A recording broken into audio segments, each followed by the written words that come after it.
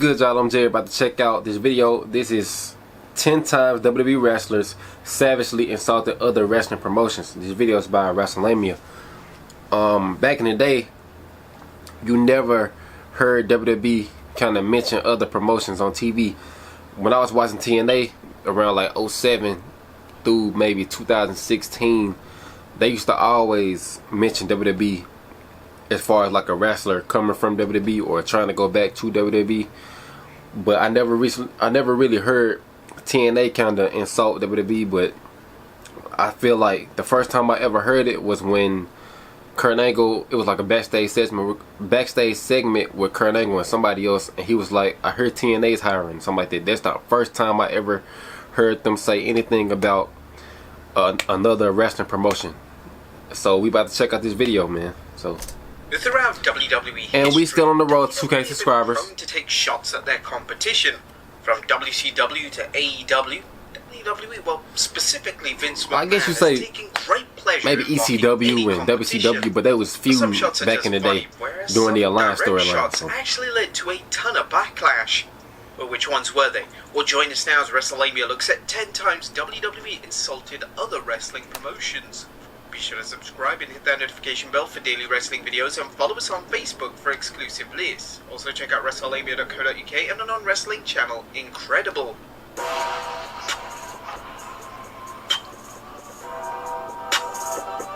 Number 10.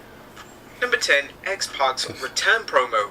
In Where was this? 1997, Shawn 97. Michaels went down with a serious neck injury, and WCW Vice President Eric Bischoff controversially decided to fire him.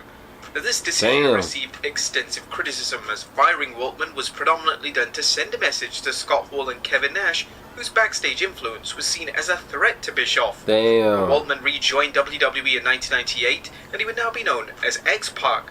X-Pac would join forces with Triple H and D-Generation X, and his return promo. That was like his better return right there. That was the best version of him. X-Pac would criticize Hogan, and he would claim that Hall and Nash would be standing next to him if they weren't being held hostage by WCW. Now, this promo rattled WCW, as it was reported at the time that Hall and Nash wanted out, and X-Pac seemed to confirm these rumors in his promo. Number 9, Drew McIntyre indirectly references AEW. AEW's exploding barbed wire deathmatch wasn't exactly AEW's finest hour. It was heavily mocked and ridiculed, and even WWE decided to reference the botched spectacle.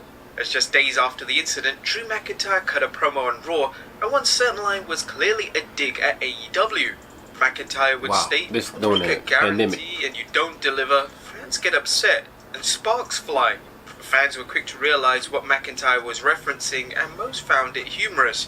McIntyre would claim that the line in his promo had nothing to do with AEW, and it was purely a coincidence, but fans still to this day don't believe the former WWE champion. That couldn't mean anything. Number 8, The Undertaker references AJ Styles' TNA run.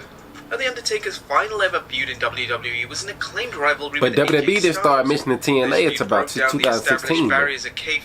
Like I said in the beginning of the video. Both the Dead Man's and AJ's it was 2020. The Undertaker would even ridicule AJ's I used to time love in TNA during TNA. the promo segment, as Taker declared that AJ had been happy being a big fish in a small pond, because he knew he didn't have what it took to face WWE legends. Man, y'all didn't have no star power back then. AJ's extensive TNA run, and it was a great way TNA had the better roster during 07 the rivalry between to like eventually culminate in a boneyard match at WrestleMania 36 in what would be the Dead Man's final 2015, WWE 2016 match to date. Number 7, Randy Orton mentions Dixie Carter.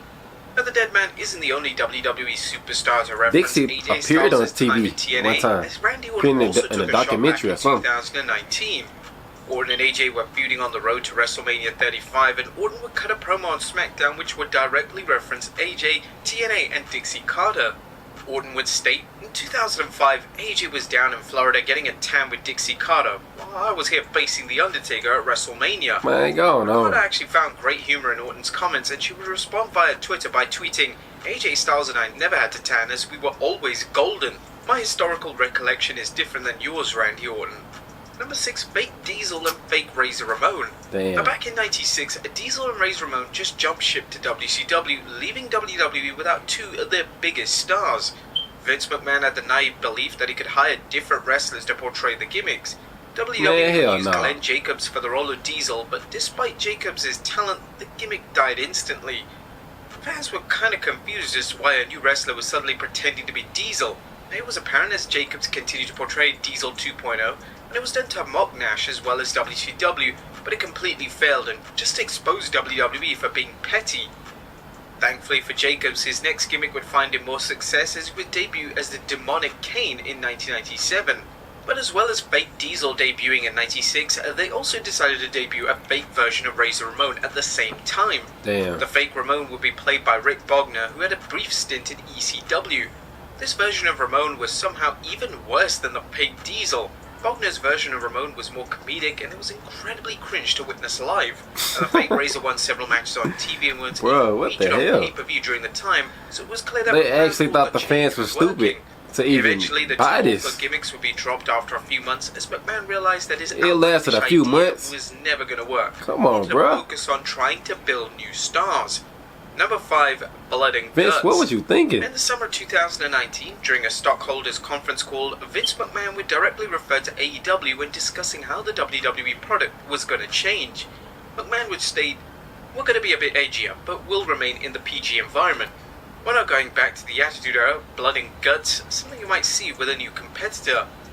The backlash to the comment was severe, and former AEW executive Cody Rhodes responded in a promo by saying, "Recently there were some very public comments made about us where we were referred to as Blood and Guts. Blood and Guts. And it was said with such a braggart candor that you would think that the person saying it felt like they were bulletproof. But I wonder before they said it, if they tasted their own words before they spit them out. Because the entirety of our business is built on blood and guts. Every man or woman who's ever stepped foot in the ring, regardless of race, color, creed, political affiliation, sexual identity, has felt blood and guts and passion. Because if we don't care, they don't care. So if you're saying we're blood and guts, I say you bet your ass we're blood and guts." AEW ran a match type based directly on McMahon's comments, and the Blood and Guts match would debut in 2021 and has been a yearly staple for AEW ever since. Number 4, Billionaire Ted. But during the mid-90s, instead of focusing on WWE and making the product as good as it could possibly be, Vince McMahon was focused on taking as many shots as possible at WCW.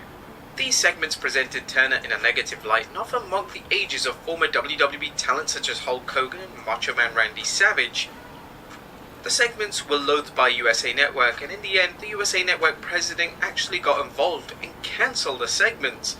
He believed that they crossed a line and had gone from parody to McMahon just showing his personal dislike for WCW on screen. Number 3, Gilbert. One of the most notorious characters of the Attitude Era. That's like one of the best parody characters Goldberg parody and ever. was designed to mock WCW's presentation of their hottest star. The character would mock virtually every aspect of Goldberg, including his entrance, and they would even use pre-recorded chants of Gilbert to mock the urban legend that WCW used fake crowd noise.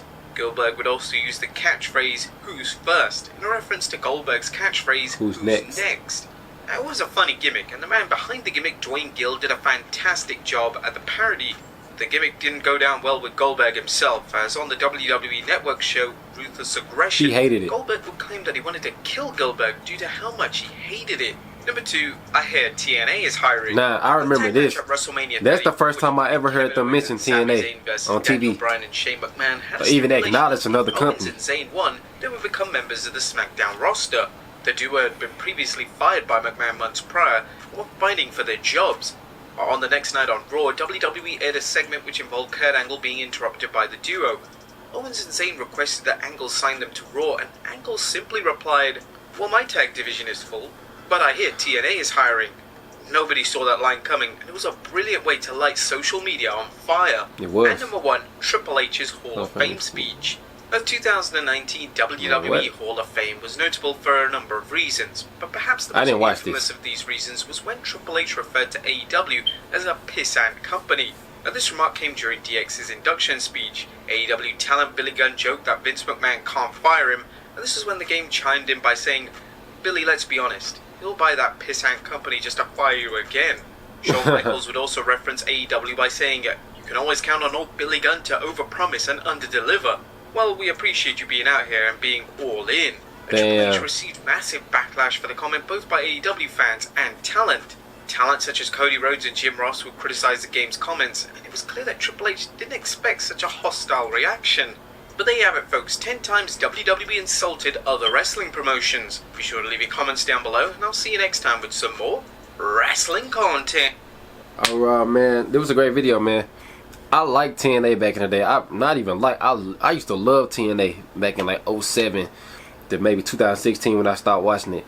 And I felt like TNA always had the better roster, bro. They had the, if you look back on old episodes of SmackDown from like 06 to 07 and 08, WWE's roster, main event scene was lackluster. They always rotated the same people. TNA, it was always fresh. They had a different style. They had the X Division. They had the main event scene. They had a different style of ring. They had a 6-sided ring. That's what caught my attention when I first got into it.